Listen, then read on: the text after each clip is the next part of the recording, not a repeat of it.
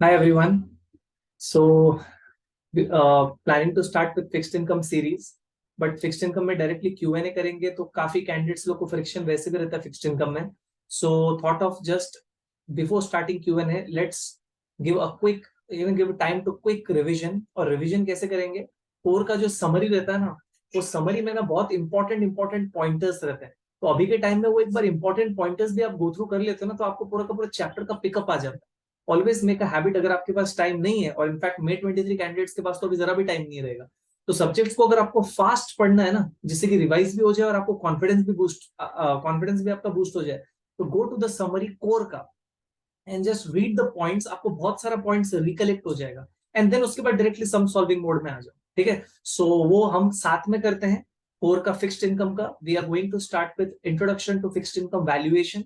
Very very important topic from sums point of view, from theory point of view. बहुत सारा number crutching किया हुआ है, बहुत सारे कॉन्सेप्ट्स है इसके अंदर, और इससे डायरेक्टली कनेक्टेड आपका नेक्स्ट चैप्टर है fixed income risk and return. ठीक है? सो पहला इसका समरी एक बार गो थ्रू कर लेते हैं, उसके बाद सम सॉल्विंग मोड में वापस से आ जाएंगे जैसे हम पहले सब्जेक्ट्स में करते थे. ठीक है? So let us start. मैं डायरेक्टली कोर में आ गया हूँ फिक्स्ड इनकम का, और समरी में आ गया हूँ. इंट्रोडक्शन. सो आपको मोटा मोटा बात करें तो एक second before we read the summary, आपको पता ही होगा इसमें तो सबसे पहले वैल्यूएशन पे सबसे ज्यादा स्ट्रेस किया हुआ है कि आप एक फिक्स्ड इनकम रहता है, एक बॉन्ड रहता है. वो क्या होता है यार? मतलब बॉन्ड का सीरीज ऑफ कैश इनफ्लो रहता है, सेम जैसे कैपिटल इन्वेस्टमेंट्स में करते थे. Coupon coupon coupon coupon coupon, और मेच्योरिटी के टाइम में कूपन प्लस प्रिंसिपल. वो सारा का सारा कैश फ्लोज को अपन पुल करते हैं at a discount rate known as YTM in this chapter, या फिर मार्केट डिस्काउंट रेट. करेक्ट? ये हो गया वैल्यूएशन वाला पार्ट. फिर कुछ सेक्शंस में इसमें हमने डिस्कस किया है थियरम्स, बॉन्ड वॉलेटिलिटी थियरम्स है, जैसे लोअर YTM का हायर वॉलेटिलिटी होता है. Long term duration bonds are more volatile than the short term bonds. Lower coupon bonds are more volatile than the higher coupon bonds. ये theorem वाला part हो गया. उसके बाद हम स्पॉट रेट्स वाले सेक्शन में घुस गए कि सर जीरो कूपन रेट का जो जीरो कूपन बॉन्ड का जो YTM होता है ना, वही तो स्पॉट रेट्स होता है. और उसको अपन प्लॉट करेंगे तो एक कर्व बनता है जिसको हम लोग स्पॉट कर्व कहते हैं, term structure of the spot rates. Right? फिर अलग अलग टाइप के अपन ने कर्व्स देखा, स्पॉट कर्व देखा, YTM के कर्व हैं. इनफैक्ट यहाँ पे आएगा, जब आएगा तब और भी करेंगे. जस्ट एक ब्रीफ ब्रीफ बैकग्राउंड दे रहा हूँ कि चैप्टर में है क्या. फिर आपका एक पार कर्व आएगा. फिर मनी मार्केट इंस्ट्रूमेंट से रिलेटेड बहुत सारे सम्स है इस चैप्टर में. Money market instruments, short term instruments, तीन टाइप की यील्ड है उसके रिलेटेड में. एक है आपका डिस्काउंट यील्ड, एक है मनी मार्केट यील्ड, और एक है आपका बॉन्ड इक्विवेलेंट यील्ड.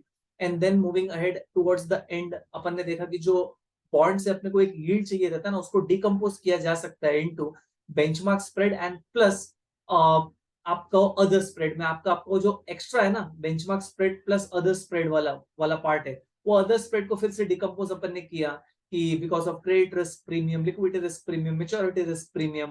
फिर and then again the concept of G spread, I spread, Z spread.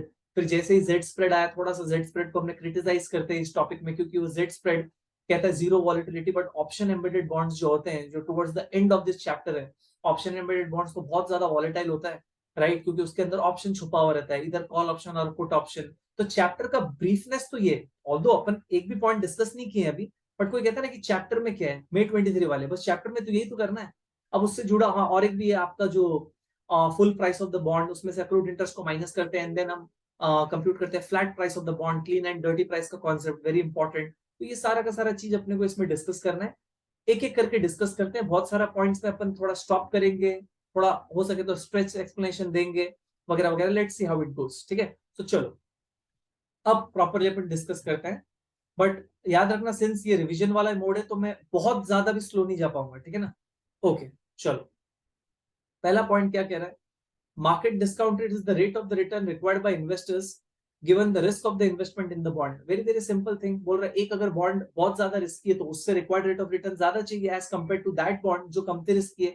And the market discount rate is nothing but your YTM, जो आपको कैश फ्लो जिस रेट से आप पुल करते हो ना, या फिर आपका कैलसी में जो आप कैश फ्लोज को PMT में डालते हो, फेस वैल्यू को आप लास्ट का मेच्योरिटी वैल्यू को आप FV में डालते हो, n number of years of the bond 5 साल या 10 साल को एन में डालते हो, एंड CPT I/Y जैसी करते हो कैलसी का स्ट्रोक्स में, वो जो फिगर आता है उसी को तो डिस्काउंट रेट कहते हैं, या YTM. सो इट डिपेंड्स, किसी में अपने को हाई चाहिए, किसी में अपने को कम चाहिए. एक ऐसा कंपनी है जिसका क्रेडिट वर्दिनेस पे अपने को डाउट है, तो वी नीड मोर यील्ड, मतलब we need more rate of return, required rate of return from that bond.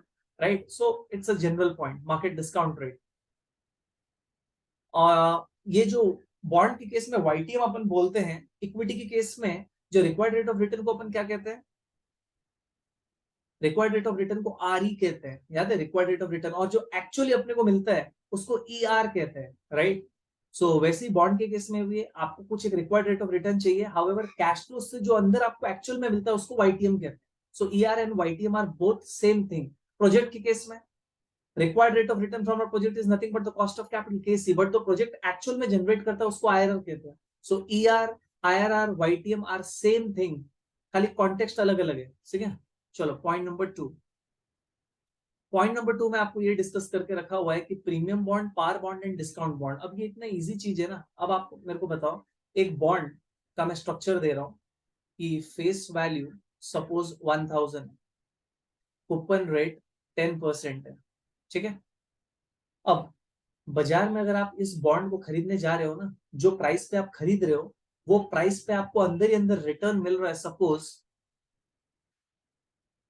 मिल रहा है 12%. तो आपको पूछेगा बताओ बॉन्ड प्रीमियम पे है कि डिस्काउंट पे है कि पार पे है. कंपनी बोल रहा है, बॉन्ड बोल रहा है, कंपनी बोल रहा है 10% देंगे, लेकिन बाजार का जो प्राइस है उसमें आपको 12% मिल रहा है. कहने से आपको ज्यादा मिल रहा है. 10 से ज्यादा तो आपको तभी मिल रहा होगा ना जब बॉन्ड का दाम गिरा हुआ रहेगा. इसका मतलब पक्का ना पक्का डिस्काउंट बॉन्ड है. तो जब भी YTM greater than coupon rate होता है, इट गोज टू शो कि bond is available at a cheap price, cheap as compare to the face value.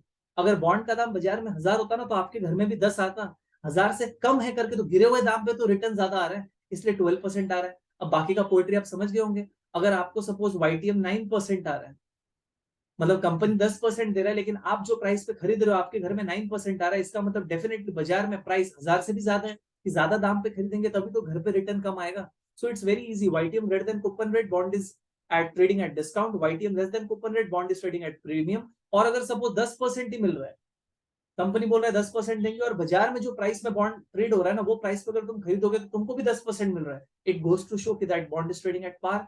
तो par, premium, discount, it's very very easy stuff. So point number 2 is also over. Third point, a bond is priced at a discount. अभी ये वही वाला चीज discuss किया है. ये second, third and fourth bullet वही वाला चीज डिस्कस हुआ है जो मैंने अभी एक साथ ही बोल दिया. Correct. So a bond is trade at a discount. Discount में कब होता है? मतलब बिलो पार वैल्यू है, अगर वो डिस्काउंट में ट्रेड हो रहा है मतलब वाईटीएम ज्यादा आएगा कूपन रेट से. ठीक है. देखो, below par value when the coupon rate is less than the market discount rate.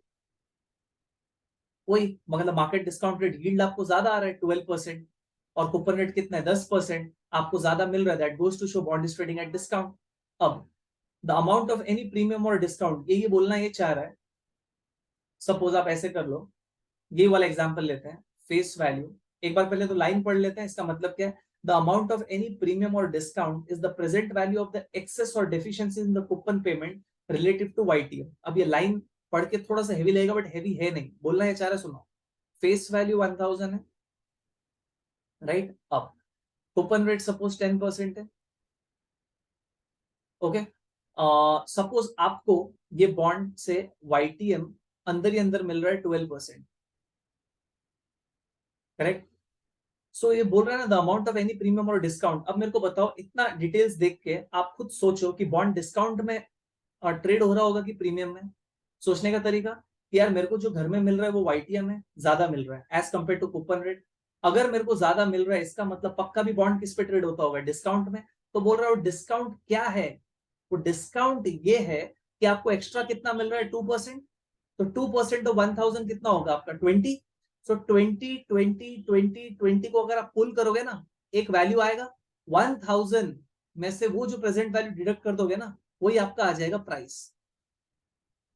समझे? वो बोल रहा था डिस्काउंट जितना, सपोज ये बॉन्ड सपोज बाजार में 980 में मिल रहा है, बाजार में सपोज 900 में मिल रहा है, 900 में. करेक्ट. तो कितना कितना डिस्काउंट में अवेलेबल है ये?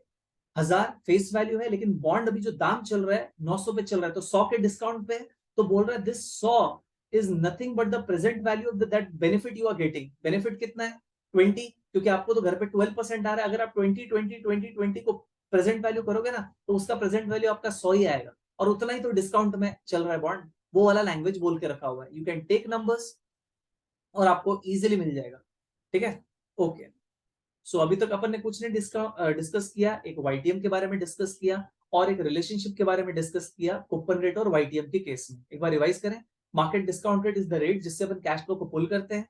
करेक्ट, बॉन्ड से जो अंदर ही अंदर अपने को मिल रहा है, मार्केट डिस्काउंट रेट और वाईटीएम को आप सेम ही समझो, राइट, कि अपने को जो रेट चाहिए रहता है बॉन्ड के केस में अपन वही रेट से पुल करते हैं। So YTM market discount rate same है। सेकंड वाला पॉइंट, प्रीमियम पार और डिस्काउंट के बारे में बात कर रहे हैं। अगर आपको घर पे ज्यादा आ रहा है तो बॉन्ड डिस्काउंट पे, घर पे कम आ रहा है तो बॉन्ड प्रीमियम पे, घर पे उतना ही आ रहा है जितना कूपन रेट तो बॉन्ड किस पे, पार पे। Very easy, correct, okay. Next, a bond price moves inversely with its market discount rate. I think ये वाला पॉइंट तो सारे के सारे मे वाले कैंडिडेट्स को एकदम बैठा हुआ रहेगा। The relationship between bond price and interest rate, it is inverse. जैसे इंटरेस्ट रेट बढ़ता है बॉन्ड का प्राइस गिरता है, एंड इंटरेस्ट रेट गिरता है बॉन्ड का प्राइस बढ़ता है। बट ये जो इनवर्स रिलेशनशिप है आपको ये भी रिकॉल करना पड़ेगा, ये इनवर्स रिलेशनशिप क्या है, स्ट्रेट लाइन है कि कर्व है? It is curve, right. इसलिए तो डायग्राम ऐसा बनता है,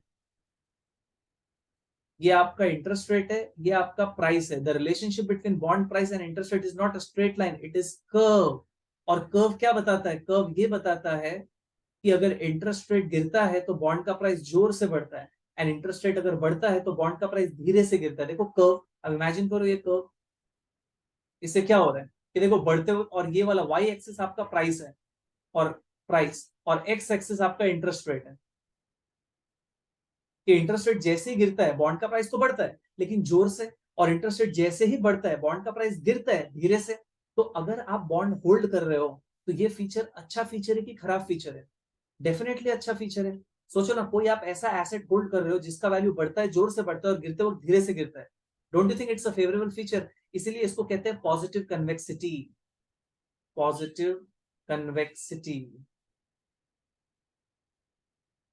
ठीक है। सो एक छोटा सा पॉइंट था लेकिन अपन थोड़ा डिग कर दिए जितना हो सकता है। अब यही वाले पॉइंट को नेक्स्ट टॉपिक में अपन थोड़ा स्ट्रेच कर लेंगे कि कन्वेक्सिटी से फिर अपन टेंजेंट लाइन ड्रॉ करते हैं। याद आ रहा है सारा ड्यूरेशन कैसे निकलता है? ओके, आई थिंक ध्यान आ रहा होगा मे 23 वालों को, ठीक है, ओके। देखो नेक्स्ट पॉइंट में वही बोला है, the relationship between bond price and the market discount rate is convex. वो तो अपने को पता ही है, कॉन्वेक्स है, फेवरेबल फीचर है। In case you are holding a bond, बढ़ता है जोर से, गिरता है धीरे से, okay. The price of a lower, अब ये वाला जो है ना, ये वाला पॉइंट और ये वाला पॉइंट बॉन्ड वॉलेटिलिटी थ्योरम्स का है। बॉन्ड वॉलेटिलिटी थ्योरम्स आपको पता है, तीन थ्योरम्स है। पहला थ्योरम डिस्कस कर रहा हूं, लोअर वाईटीएम बॉन्ड्स का ज्यादा वॉलेटाइल होता है, ज्यादा वॉलेटिलिटी होता है, याद है, लोअर वाईटीएम बॉन्ड्स। दूसरा था long term bonds are more volatile than the short term. तीसरा था lower coupon bonds are more volatile than the short term. आप फिगर्स लेके भी कर सकते हो बट रिकॉल हो रहा होगा, करेक्ट, कि लोअर वाईटीएम है। एक सेकंड, लोअर वाईटीएम वाला बहुत सारे लोगों को कंफ्यूजन होता है, डायग्राम बना रहा हूं मैं लोअर वाईटीएम का। देखो एक्स एक्सिस में इंटरेस्ट रेट है, वाई एक्सिस में प्राइस है। आपको पता है इंटरेस्ट रेट और प्राइस के बीच में रिलेशनशिप कैसा होता है? स्ट्रेट लाइन होता है कि कर्व होता है? कर्व होता है, ऊपर के पॉइंट में अभी डिस्कस किए। अब ये एक लोअर वाईटीएम है, देखो एक्स एक्सिस इंटरेस्ट रेट है, तो एक बॉन्ड यहाँ पे ए जिसका वाईटीएम बहुत ही कम है। दूसरा बॉन्ड सपोज यहाँ पे खड़ा है बी जिसका वाईटीएम ज्यादा है। अब आप ध्यान से देखना, थ्योरम क्या है कि लोअर वाईटीएम वाले बॉन्ड्स का वॉलेटिलिटी ज्यादा होता है। अब ये जो बॉन्ड ए है जिसका वाईटीएम अभी कुछ चल रहा है, अगर मैं इसका वाईटीएम को जरा सा बढ़ाऊं या जरा सा कम करूं तो देखो इसमें, यहां से देखो स्ट्रेट टेंजेंट बना हुआ है, स्टीप है ना, स्टीप। स्टीप मतलब सर अगर आपने जरा सा इंटरेस्ट रेट को कम कर दिया तो ऊपर जोर से भागेगा, और जरा सा इंटरेस्ट रेट को आपने बढ़ा दिया तो नीचे भी जोर से आएगा। ये वाले पार्ट पे आप फोकस करना, देखो स्टीपनेस है, स्टीपनेस। वर्सेस आप इधर देखो, इधर बॉन्ड बी का कुछ एक वाईटीएम है, अगर उसको मैं बढ़ाऊं, इंटरेस्ट रेट बढ़ाऊं तो बॉन्ड का प्राइस गिरेगा, और इसको कम करो तो बॉन्ड का प्राइस बढ़ेगा। बट जो गिरना और बढ़ना है देखो फ्लैट है यहाँ पे, अगर आप इसको फोकस करो तो एक जगह पे स्टीप है, एक जगह पे फ्लैट है। स्टीपनेस में ज्यादा मूवमेंट दिख रहा है ना, अप एंड डाउन। कोई अगर लाइन ऐसा है, ऐसा, इसका मतलब उसमें वॉलेटाइल बहुत जोर का है एज कंपेयर टू कोई लाइन, अगर लाइन ऐसा है तो वही वाला बात है कि सर जो हायर वॉलेटिलिटी वाले, सॉरी हायर वाईटीएम वाले बॉन्ड्स होते हैं ना, उनके वाईटीएम को अगर आप टिंकर भी करते हो ना अप एंड डाउन, तो ऑब्वियसली चेंज होता है बट उतना जोर का नहीं होता है as compare to those bonds जिनका वाईटीएम कम है। क्यों? Because of the steepness and flatness. I hope समझ में आ रहा होगा। स्टीपनेस वर्सेस फ्लैटनेस में कौन सा ज्यादा वॉलेटाइल होता है? Always steepness. इनफैक्ट जो हमारा पोर्टफोलियो का सीरीज चल रहा था, आपको याद है इंडिफरेंस कर्व? अगर इंडिफरेंस कर्व एक का मैं ऐसा बना दूं, यहाँ पे फोकस करो, इंडिफरेंस कर्व, यहाँ पे है सिग्मा, यहाँ पे है आपका ई आर, पोर्टफोलियो सेंस अभी अभी खत्म हुआ है, और इंडिफरेंस कर्व, एक का इंडिफरेंस कर्व ऐसा है और एक का इंडिफरेंस कर्व ऐसा है। आपको आपको मुझे सोच के बताना है कि कौन ज्यादा सेंसिटिव है with respect to risk. Obviously जिसका स्टीपनेस है, क्योंकि देखो जरा सा मैं रिस्क बढ़ा रहा हूं, उसको ई आर ज्यादा चाहिए, expectations, he want higher compensation for taking additional risk, versus this person B, इसका मैं रिस्क को बढ़ा रहा हूं, इसको भी कॉम्पेंसेशन चाहिए, बट उतना जोर से नहीं चाहिए जितना ए को चाहिए। रीजन क्या है? इसका इंडिफरेंस कर्व सर स्टीप है और इसका फ्लैट है। तो वही बॉन्ड के केस में भी जहां पे स्टीप है ना, वो ज्यादा वॉलेटाइल है एज कंपेयर टू जहां पे फ्लैट है। तो पहला थ्योरम ये है। दूसरा वाला, long term bonds more volatile than short term bonds. Obviously 10 साल वर्सेस 5 साल आप देख लो, 10 साल का बॉन्ड ज्यादा वॉलेटाइल होगा, करेक्ट। और lower coupon bonds have more volatility. तो ये वाला पूरा का पूरा है 2 पॉइंट थ्योरम के ऊपर बात किया हुआ है। सो थ्योरम अपन ने डिस्कस कर लिया है। ऑब्वियसली आपको बहुत सारा चीज याद होता होगा, I can not divert and show, क्योंकि वो क्विक रिवीजन फिर उसमें अपन भटक जाएंगे, ठीक है ना।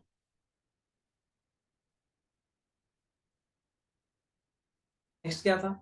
पुल टू पार का कॉन्सेप्ट है। पुल टू पार का कॉन्सेप्ट तो आपको याद ही होता होगा कि कांस्टेंट यील्ड प्राइस ट्रेजेक्टरी, अगर यील्ड कांस्टेंट है तो जैसा जैसा मेच्योरिटी बढ़ता है वैसे वैसे बॉन्ड टेंड्स टुवर्ड्स पार। अगर डिस्काउंट बॉन्ड है, मैं यहाँ पे इस डायग्राम, ये जो है ना, कहाँ गया हो, ये वाला पॉइंट को मैं शो कर रहा हूँ। पुल टू पार क्या होता है, ये देखो आपका पुल टू पार,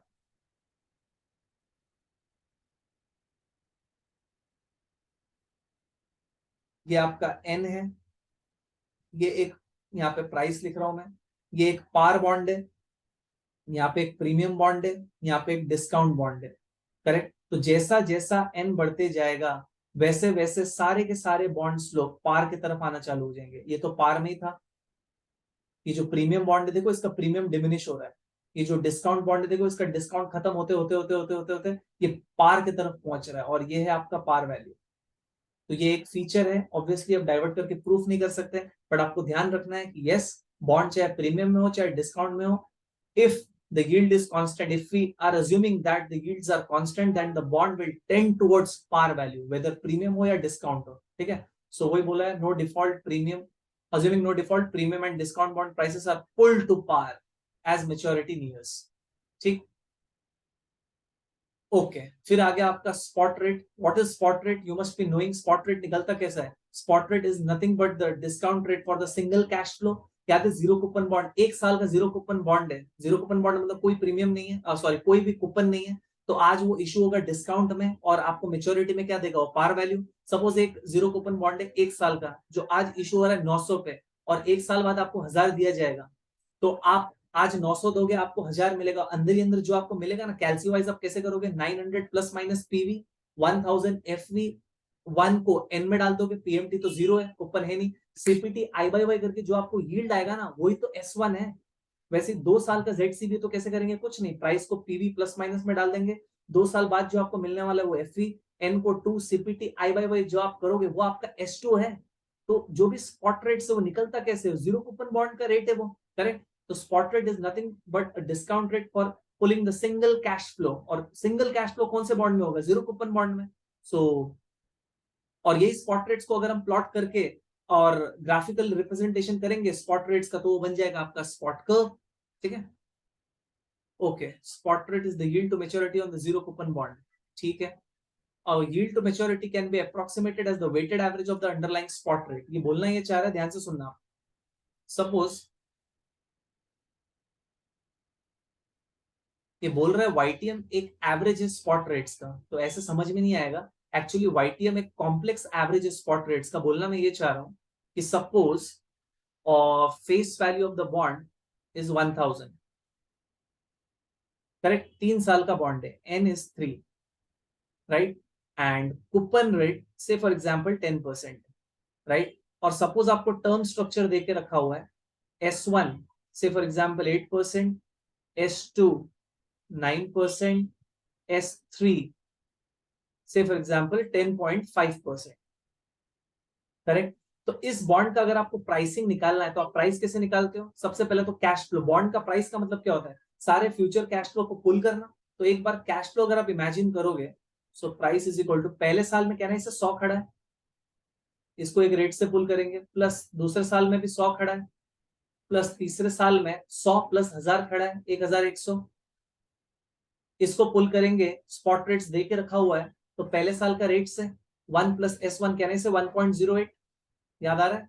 दूसरे वाले को सेकेंड ईयर का स्पॉट रेट, मतलब ऑन एन एवरेज है 9%, सुना 2 साल का नहीं है, 9% ऑन एन एवरेज हर साल मिलेगा अगर आप 2 साल के बॉन्ड में इन्वेस्ट कर रहे हो। S2 का मतलब ये है 9% ऑन एन एवरेज। S3 का मतलब इफ यू इन्वेस्ट इन 3 साल का बॉन्ड तो आपको ऑन एन एवरेज हर साल 10.5% मिलेगा। सो 1.09 टू द पावर 2, तीसरे वाले का 1.105 टू द पावर 3। यही तो होता है बॉन्ड का प्राइसिंग, और आपका एक वैल्यू आ जाएगा, ठीक। वो वैल्यू जो आया, अब आप क्या करोगे? कुछ भी एक वैल्यू आया रैंडमली, चलो कर ही लेते हैं, करने से टाइम वेस्ट हो जाएगा। You can easily manage this, कि पहले साल का कैश फ्लो को पुल किए, सेकंड ईयर का कैश फ्लो को पुल किए, थर्ड ईयर का कैश फ्लो को पुल किए, spot rate 1, spot rate 2, spot rate 3, एक वैल्यू आया। अब ये जो वैल्यू को आप कैलसी में प्लस माइनस पीवी कर दो, राइट, पीएमटी में आप 100 कर दो, फेस वैल्यू नहीं, जो फ्यूचर वैल्यू में आप 1000 कर दो, और एन को 3 कर दो, एंड देन वापस से करो सीपीटी आई बाई वाई। यही तो वाईटीएम होता था आपका। और आप देखना वो वाईटीएम एक कॉम्प्लेक्स एवरेज होगा 8, 9 और 10.5 का, और ज्यादा वो किसकी तरफ झुका हुआ रहेगा पता है? 10.5 की तरफ झुका हुआ रहेगा। क्यों? क्योंकि सबसे बड़ा कैश फ्लो कहां पे खड़ा हुआ है? थर्ड ईयर में 1000 प्लस 100, तो वहीं पे वाईटीएम झुकता है एवरेज। तो वो यही लाइन बोलना चाहता है। आप प्राइस निकालिए यूजिंग स्पॉट रेट्स, उसके बाद जो भी आपने प्राइस निकाला उसको प्लस माइनस पीवी कीजिए, पीएमटी में कूपन अमाउंट डालिए, और आपका फ्यूचर वैल्यू में आपको रिडेम्पशन अमाउंट डाल दीजिए, एन में एन डाल दीजिए, सीपीटी आई बाय वाई कीजिए, तो वो 8, 9 एंड 10.5 का एक मिक्सचर फिगर आएगा, और वही तो वाईटीएम है। और वो सबसे ज्यादा झुका हुआ रहेगा कहां पे? जहां पे सबसे बड़ा कैश फ्लो खड़ा हुआ है, ठीक। ओके, तो ये बोल रहा है can be approximated as the weighted average of the underlying spot rates, weighted average. So I have tried my best to explain this weighted average का कॉन्सेप्ट, ठीक है। ओके, अब ये वाला जो पॉइंट है ना, clean price and dirty price, मैं एक बार मिटा रहा हूं सारा का सारा चीज।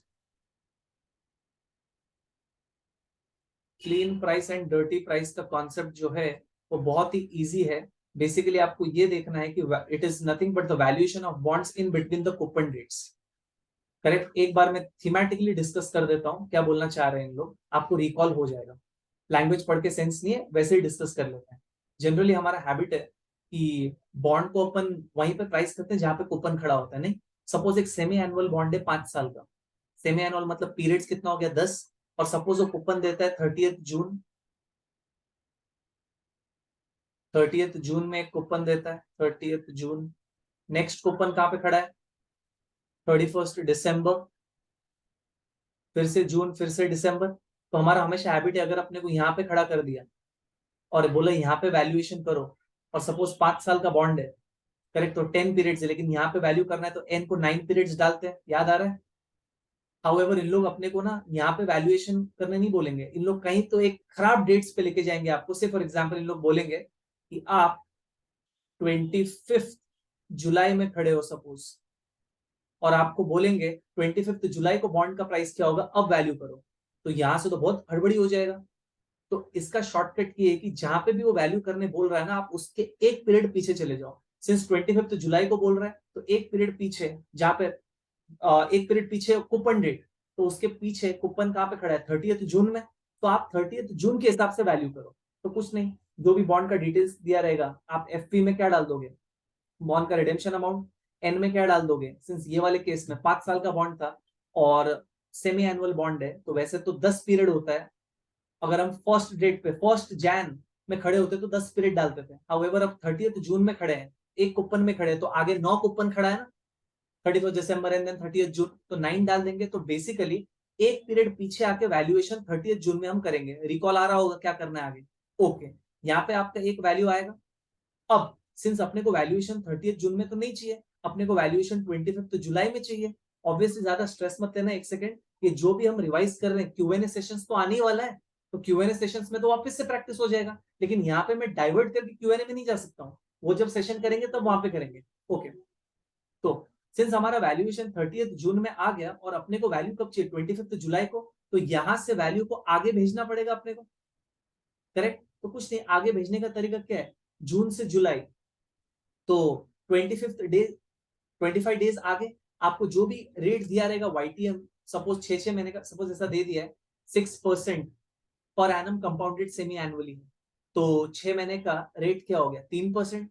लेकिन अपने को कितना आगे भेजना है, खाली 25 दिन आगे भेजना है, तो जो भी ये प्राइस आएगा आप इसको आगे भेजते हैं अपन 1+r⁻25 डिवाइड बाई, अब ये डिपेंड करता है, अगर आपने 6 महीने में रेट को कन्वर्ट कर दिया है तो 180 ले लेना, और अगर नहीं किया है तो 360 ले लेना, ठीक। 360 होगा 365 होगा, वो क्वेश्चन में देख लेंगे वहां पे क्या कैसे बोलेगा, ठीक है। अब उसके बाद सिंस आपने आगे भेज दिया तो आपका वैल्यूएशन यहाँ पे आ गया, ये जो वैल्यूएशन आपका आया ना इसको कहते हैं full price of the bond, full price of the bond, यहाँ पे फुल प्राइस, और इसको डर्टी प्राइस भी कहते हैं। एक सेकंड, क्या किया अपन ने, जहां पे अपने को खड़ा किया अपन वहां पे वैल्यू नहीं करते हैं फॉर द टाइम बिंग, उसके एक पीरियड पीछे जहां पे कूपन खड़ा है वहां पे वैल्यू करते हैं, वहां पे वैल्यूएशन आ गया। अब उसको आगे भेजते हैं, कितना आगे भेजना है अब डिपेंड करता है आपको कहां पे वैल्यू करने बोला है। 25 जुलाई मेरे एग्जांपल में बोला है, तो जून से 25 जुलाई कितना हो गया, 25 दिन आगे भेजना है, तो उसको 25 दिन आगे भेजेंगे, कैसे भेजेंगे वो क्वेश्चंस में कर लेंगे। वो जो वैल्यू आया उसको अपन कहते हैं full price of the bond या फिर डर्टी प्राइस, करेक्ट। वो डर्टी प्राइस में से अपने को माइनस करना पड़ेगा अक्रूड इंटरेस्ट, अक्रूड इंटरेस्ट मतलब ये जून से 25 जुलाई के बीच का जो पीरियड है ना, जून से 25 जुलाई मतलब 25 दिन का इंटरेस्ट अपने को माइनस करना पड़ेगा, एंड देन फुल प्राइस में से हम अक्रूड इंटरेस्ट माइनस करके जो प्राइस आता है ना उसको क्लीन प्राइस कहते हैं। याद आ रहा है concept, concept of clean price and dirty price, या फिर valuing bond in between the coupon dates. Very easy, full price minus accrued interest clean price. Full price कैसे निकालोगे, first value the bond on the coupon date, just a period prior to that जहां पे अपने को actual valuation करना है, उसके बाद उसको आगे भेजो एंड देन उसमें से अक्रूड इंटरेस्ट को माइनस कर दो। सम्स बहुत बढ़िया बढ़िया है, जब Q&A करेंगे तब देख लेंगे, ठीक है। सो ये सारा का सारा चीज हो गया, flat price, full price, accrued interest वगैरह वगैरह। ओके, अब आ गया कॉन्सेप्ट मैट्रिक्स प्राइसिंग का। इन लोग मैट्रिक्स प्राइसिंग के बारे में बात किए। It is very simple, suppose अपने को अभी तक हैबिट है कि वाईटीएम ऑफ द बॉन्ड हम कैसे निकालते हैं, एक बॉन्ड है उसका वाईटीएम निकालना है कि वो अंदर ही अंदर क्या रेट दे रहा है, कैसे निकालते हैं। आप बोलते हो सर सबसे पहले देख रहे हो बॉन्ड क्या प्राइस पे चल रहा है, सपोज मैं बोल रहा हूँ 960 पे बॉन्ड ट्रेड हो रहा है, तो 960 को आप डालते थे प्लस माइनस पीवी, एफपी में आप डालते थे बॉन्ड का रिडेम्पशन अमाउंट, एन में डालते थे सपोज 5 साल का तो एन 5 साल, राइट। पीएमटी में डालते थे coupon amount, and CPT I by Y, कैलसी का स्ट्रोक से याद आ रहा है, वही आपका वाईटीएम होता। ये आप अंदर ही अंदर अज्यूम कर रहे हो कि बॉन्ड बाजार में ट्रेड हो रहा है, तभी तो इतना जोश में हम प्लस माइनस पीवी डाल देते प्राइस। लेकिन अगर ऐसे भी तो बहुत सारे बॉन्ड्स होते हैं जिनका प्राइस बाजार में ट्रेड ही नहीं हो रहा है, ऐसे बॉन्ड्स को कैसे वैल्यू करें, तो वहां पे अपना आ जाएगा concept of matrix pricing. Basically matrix pricing किसमें काम आता है, फॉर वैल्यूइंग इलिक्विड बॉन्ड्स, ऐसा बॉन्ड्स जिसका प्राइस बाजार में अवेलेबल नहीं है।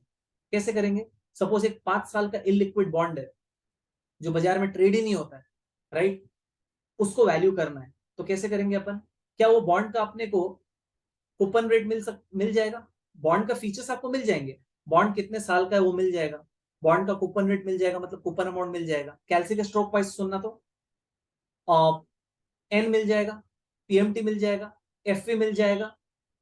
लेकिन अपने को आई बाई वाई चाहिए, उसके लिए पीवी डालना पड़ेगा, और मैं कह रहा हूँ बॉन्ड इनलिक्विड है तो बाजार में प्राइस तो नहीं मिलेगा, तो हम क्या करेंगे, तो अपन ये देखेंगे कि ये जो बॉन्ड अपने को है ना सब्जेक्ट बॉन्ड जिसका अपने को वैल्यू निकालना है, ऐसा सिमिलर टाइप का बॉन्ड बाजार में ट्रेड है क्या, व्हेन आई से similar, similar in terms of credit rating, similar in terms of maturity और कूपन रेट सेम है क्या, वो क्वेश्चन में अपने को क्लियर कट डिटेल्स दे देंगे। ये बॉन्ड का प्राइस अवेलेबल नहीं है लेकिन सिमिलर बॉन्ड्स है, तो हम क्या करेंगे, सिमिलर बॉन्ड्स का तो सारा डिटेल्स अपने को पता रहेगा, price, maturity, coupon amount, FV. तो बोल रहे सिमिलर बॉन्ड्स की मदद से पहले तो सिमिलर बॉन्ड्स का वाईटीएम निकालो, निकाला जा सकता है हाँ, क्योंकि उसका तो सब कुछ अवेलेबल है। अब वो बॉन्ड्स का वाईटीएम को आप इस सब्जेक्ट बॉन्ड के आई बाई वाई में डाल दो, डाल दिया आई बाई वाई में, एंड देन सीपीटीपी भी कर दो, आ गया प्राइसिंग, और वही तो निकालना था, ठीक।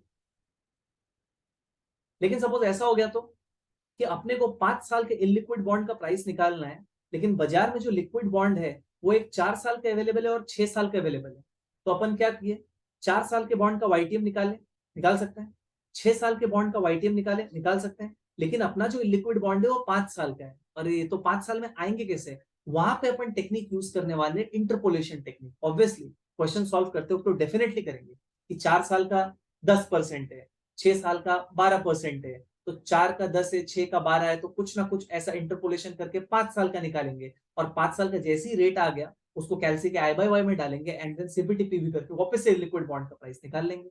तो यहाँ पे कॉन्सेप्ट आता है मैट्रिक्स प्राइसिंग का। आई होप आपको बहुत सारा चीज याद आता होगा अगर आपने सही से रिवाइज किया थ्रू आउट, राइट? ओके, सो ये वाला पॉइंट पूरा का पूरा मैट्रिक्स प्राइसिंग के ऊपर था। और ये वाला सारा का सारा सिंपल स्टफ्स बोल के रखा हुआ है कि अब एक बॉन्ड है जो ऐसा ना, तो एक बॉन्ड है जो अगर 10% पर एनम कंपाउंडेड क्वार्टरली है, तो कितने बार कंपाउंड हो रहा है वो? क्वार्टरली है तो मतलब ये बोल रहा है कि पीरियोडिसिटी कितना लेना है। This is very very easy stuff. अगर मैं बोलूं अगर साल में सेमी एनुअल बेसिस पे आपको पैसा मिलने वाला है तो 2 बार कंपाउंडिंग, 4 बार क्वार्टरली बेसिस पे करने वाले हो, राइट? तो 4 बार कंपाउंडिंग, राइट? सो अगर एक बॉन्ड है पूरा साल का 365 डेज का, अगर मैं बोल रहा हूँ हर 90 दिन आपको मिलने वाला है कूपन, तो पीरियोडिसिटी कितना हो गया? 365 डिवाइड बाई 60। क्योंकि अगर मैं बोलूँ सेमी एनुअल बॉन्ड है तो आप पीरियोडिसिटी 2 कैसे निकालते थे? 12/6। अगर क्वार्टरली बॉन्ड है तो आप पीरियोडिसिटी 4 कैसे निकालते थे? Quarterly 12/4, right? सो हाँ सॉरी 12/4 बोलना गलत हो गया। अगर मैं बोलूँ हर 6 महीने में आपको इंटरेस्ट मिल रहा है तो इसका पीरियोडिसिटी कैसे निकालते थे? 12/6 टू हर 3 महीने में मिल रहा है तो पीरियोडिसिटी कैसे निकालते थे? 12/3 4 टाइम्स। वैसे ही डेज के केस में आ जाएगा, हर 90 दिन में मिल रहा है तो कैसे निकालेंगे? 365/90। हर 5 वीक में मिल रहा है तो कैसे निकालेंगे? 52 divide by 5। So it's very easy stuff periodicity निकालने। करेक्ट? ये इनफैक्ट ये बेटर अपना रिवीजन होगा जब हम सम्स करेंगे पीरियोडिसिटी वाला, ठीक है? ओके, ये वाला पॉइंट इंपॉर्टेंट है कि the general rule for periodicity convergence is that compounding more frequently at a lower annual rate corresponds to compounding less frequently at a higher annual rate। कि बोलना ये चाह रहा है, सपोज एक बैंक है, ऐसे एग्जांपल दे रहा हूँ, एक बैंक है वो इंटरेस्ट ऑफर कर रहा है 12% पर एनम कंपाउंडेड, यहाँ पे लिख रहा हूँ 12% पर एनम कंपाउंडेड सेमी एनुअली। मतलब एक साल में कितने बार इंटरेस्ट देने वाला है वो? 2 बार।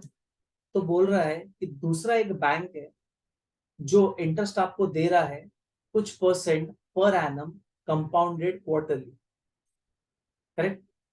तो बोल रहा है वो इंटरेस्ट रेट क्या होना चाहिए जिससे कि ये दोनों का एंड रिजल्ट सेम आ जाए।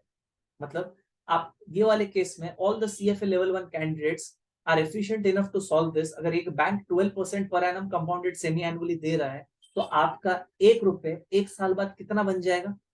इट इज वेरी इजी, कर सकते हो आप। 1.06 to the power 2 minus 1 into 100, very easy stuff ना। एक साल के बाद तो 12 तो नहीं मिलने वाला है, क्योंकि अगर 12% पर एनम कंपाउंडेड सेमी एनुअली तो पहले 6 महीने में 6 मिलेगा, 6 रुपया। या 1 रुपए पे बात करूं तो 1.06। अब 1.06 पे नेक्स्ट पीरियड वापस से 6% मिलेगा तो 1.06 स्क्वायर, तो 1 रुपया आपका बन जाएगा 1.12 समथिंग। तो बोल रहा है नेक्स्ट वाला बैंक आपको X% क्या परसेंट होगा कंपाउंडेड क्वार्टरली जिससे आपका 1 रुपया 1.12 ही बन जाए। तो बोल रहा है ये X% 12 से तो कम होने वाला है। क्यों? क्योंकि ये कंपाउंडिंग बहुत ज्यादा बार हो रहा है ना। सिंस ये कंपाउंडिंग क्वार्टरली है तो 4 बार कंपाउंडिंग हो रहा है तो इसका रेट 12%, जो स्टेटेड रेट है ना, तो सेकंड वाले बैंक का स्टेटेड रेट 12 से कम होगा लेकिन रिजल्ट सेम आ जाएगा जो आप बैंक ए में कमा रहे थे। Why sir? बिकॉज सेकंड वाला बैंक का कंपाउंडिंग फ्रीक्वेंसी बहुत हाई है। ये वाला स्टफ आपको कैलकुलेट करने इजीली आता होगा, हम कैसे करते थे, राइट? इनफैक्ट सम्स भी है। सो तो वही बोल रहा है, देखो the general rule for periodicity conversion that compounding more frequently, मेरे वाले केस में ये bank B, compounding more frequently at a lower annual rate, इसका लोअर एनुअल रेट होगा as compare to compounding less frequently at a higher annual rate. Bank A bank B दोनों में से less frequently कौन compound हो रहा है?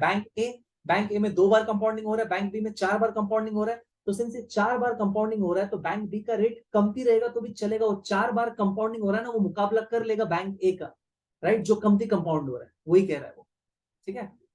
Okay, I think sums में बहुत ज्यादा प्रैक्टिस होगा लेकिन बहुत सारे लोगों को क्लिक हो गया होगा हम कौन से सम्स का बात कर रहे हैं। ये वो वाला सम्स होता है जहां पे कोर में देके रखा हुआ है कि suppose bond A is providing 10% पर annum compounded quarterly, what is the equivalent rate for bond B, क्या होना चाहिए, which is compounding at so and so percent semi annually. तो अपन करते थे नॉमिनल फंक्शन यूज करते थे, तो नॉर्म इंटरेस्ट कन्वर्जन वाला वो फंक्शन से तो और भी फास्टर होता था, ठीक है। सो ये वो वाला डायरेक्शन में लेके जा रहा है वो, ओके। उसके बाद आपका street convention yield, street convention yield, और ये तो एकदम इजी है। स्ट्रीट कन्वेंशन यील्ड क्या बोलता है कि सपोज कभी कभार ऐसा हो सकता है ना कि स्ट्रीट के हिसाब से, सपोज कूपन आपको मिलना है एक डेट पे, लेकिन वो डेट आपका हॉलीडे हो गया, तो एक दिन पहले आएगा, करेक्ट। तो स्ट्रीट वाला बोलते हैं यार वो सब झमेले में अपने को नहीं जाना है। फॉर एग्जाम्पल एक बॉन्ड है जो सेमी एनुअली कूपन प्रोवाइड कर रहा है, तो first coupon is standing at 30th of June and second coupon is standing at 31st of December. Suppose ऐसा हो गया 30th जून को हॉलीडे हो गया, तो कूपन आपको मिल जाएगा 29 जून को। अब जैसे 29 जून में कैश फ्लो डाल देंगे ना, तो पूरा कैलकुलेशन गड़बड़ा जाएगा। तो स्ट्रीट वाला क्या बोलता है, यार छोड़ ना, 29 को 30th के हिसाब से कर लेना। तो अगर आप 30th को ही मान के चल रहे हो, ऑल्दो आपको कूपन 29 को मिले, एंड देन आप अगर यील्ड निकाल रहे हो ना, तो आप स्ट्रीट कन्वेंशन यील्ड निकाल रहे हो। लेकिन नहीं नहीं सर, अगर कूपन 29 को मिला हुआ है, तो सर 29 को कंसिडर करके अपने को यील्ड निकालना चाहिए, तो उस यील्ड को कहते हैं ट्रू यील्ड। अगर आप ऐसा नहीं कर रहे हो तो स्ट्रीट कन्वेंशन यील्ड। तो वही कह रहा है, देखो, neglecting weekends and holidays, okay. उसके बाद करंट यील्ड सिंपल यील्ड में आ गया है, तो ये सिंपल यील्ड तक डिस्कस करते हैं, यहाँ पे स्टॉप करते हैं। उसके बाद नेक्स्ट वीडियो में बाकी का डिस्कस करेंगे, वरना काफी लेंदी हो जाएगा। करंट यील्ड तो बहुत ही इजी है। करंट यील्ड क्या बोलता है, वो बॉन्ड का पहले साल का ही कैश फ्लो रहता है, coupon rate divide by price into 100। तो current yield is nothing but annual coupon amount